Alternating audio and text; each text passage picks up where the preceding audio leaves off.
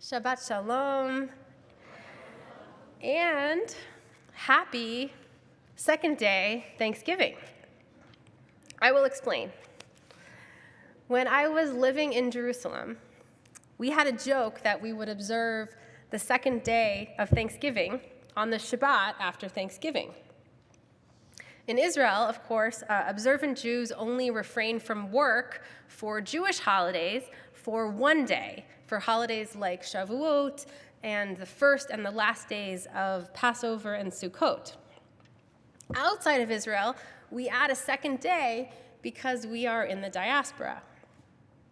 So in a kind of flip, and in maybe one of the nerdiest jokes ever, we would say that for Thanksgiving, since we were in Israel, we were in the diaspora of the United States, that we would observe 2 days of Thanksgiving, and so the Shabbat afterwards would be the second day of Thanksgiving. So in that spirit, I invite us to spend another day in the mode of Thanksgiving. The custom for Thanksgiving of going around the table and sharing what we're each thankful for is an American practice for sure, and it is also a deeply Jewish practice. So we've already been celebrating second day Thanksgiving this morning, just because we were celebrating Shabbat, and we were celebrating another day. We began with Birkot HaShachar, a list of blessings, nothing in between, just a list of blessings that express gratitude for being awake, for being able to distinguish between light and darkness, day and night, for being Jewish, for being free people, for having the dignity of clothing and other basic needs met, and for our strength. Another second day Thanksgiving prayer is the Ashrei, which we just heard sung so beautifully from Lucy and Anna. This is Psalm 145, which is an alphabetical acrostic of gratitude. The psalmist is saying almost, give me any letter of the alphabet, any letter, except one, but give me any letter of the alphabet, and I will praise God. I will give gratitude starting with that letter. It is a radical expression of gratitude. And we can see that our ability to express gratitude is really, truly enormous, more than we might even realize. This morning, we also sang the psalm for Shabbat. Tov lehodot la'Adonai ulezamer l'shimcha elyon, lehagid baboker chastecha ve'emunatcha baleilot. It is good to thank you, Adonai, and sing to your name most high, to proclaim your love at daybreak, your faithfulness each night. This is a kind of gratitude that is all the time, that goes from morning until night. Tov lehodot. It is good to give thanks. We might ask, good how? One answer is that showing gratitude is good in that it's the right thing to do. It's what we're supposed to do. We're good if we do it. Our rabbinic tradition teaches us to strive to recite more and more blessings because it is the good thing to do. In the Talmud, in a drash, an interpretive teaching based on a Torah verse, Rabbi Meir asserts that we are obligated to recite 100 blessings per day. And he derives this from a rather creative reading of a Torah verse.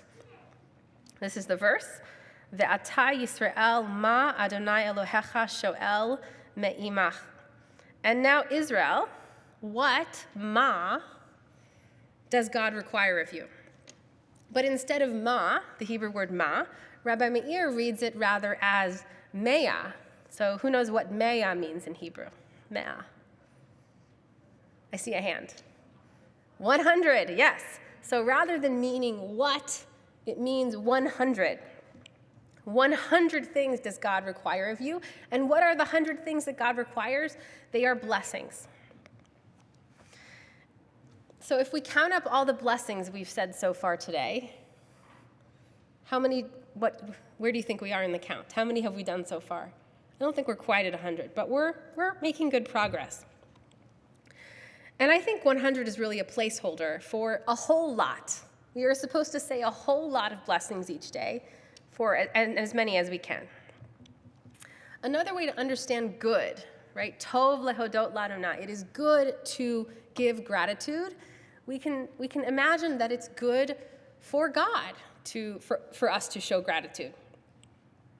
Now, I do believe in a God who notices and who cares that we show gratitude, but that's not the only way to engage with God. So if that resonates for you, then imagine it is good for God. It is good for a relationship with God to give gratitude, just like it is good for our human relationships for us to show gratitude.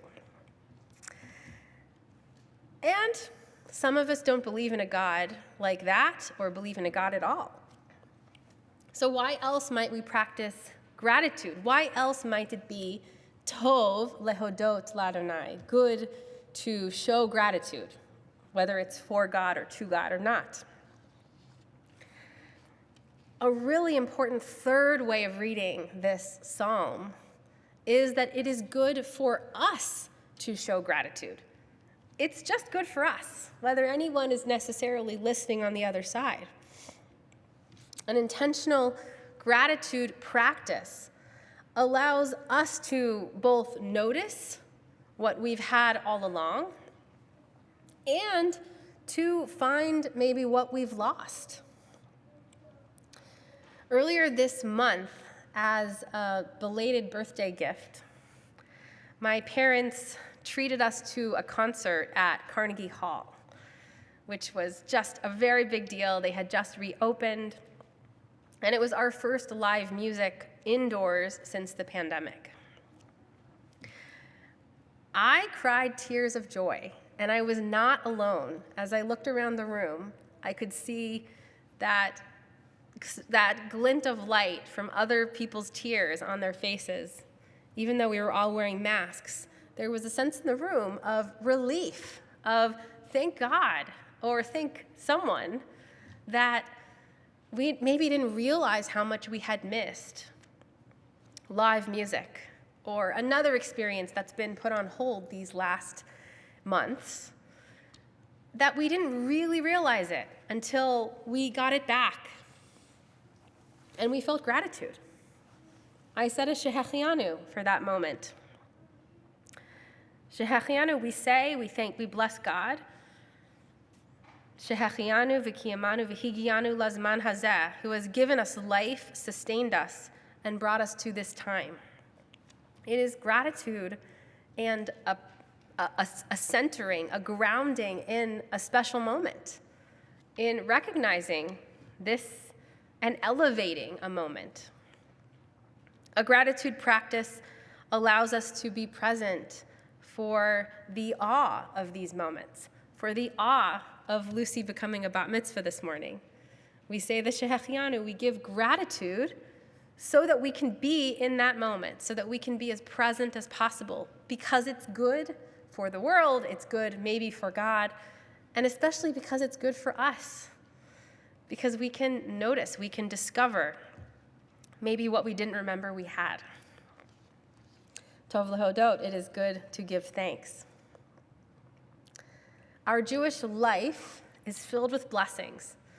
As I reminded us earlier, we began our morning with a list of blessings, and we continue throughout the morning to recite more and more blessings. And we say brachot over food, over meaningful rituals. And I love that there are special blessings like shehechianu. There are even other blessings that are about being in the moment and expressing gratitude. We could say they're Thanksgiving blessings.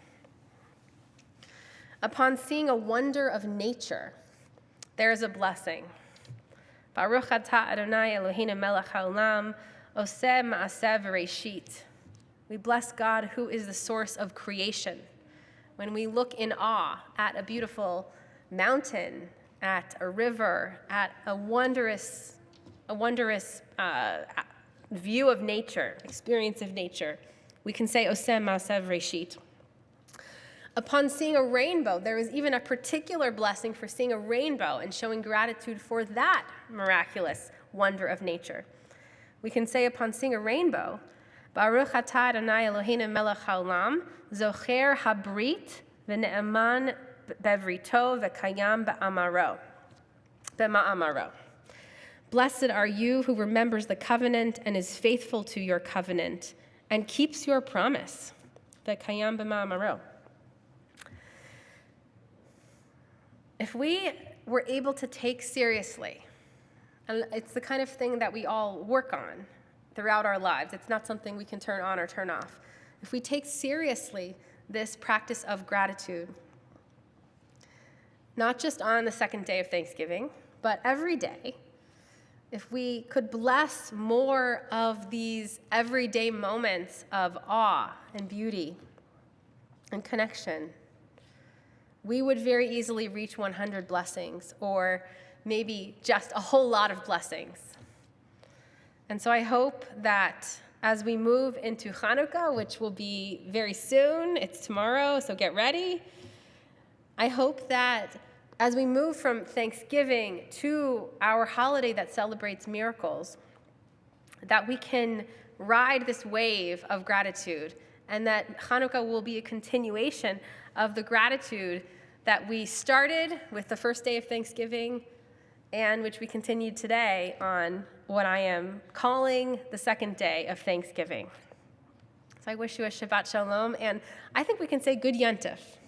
Good Yontif.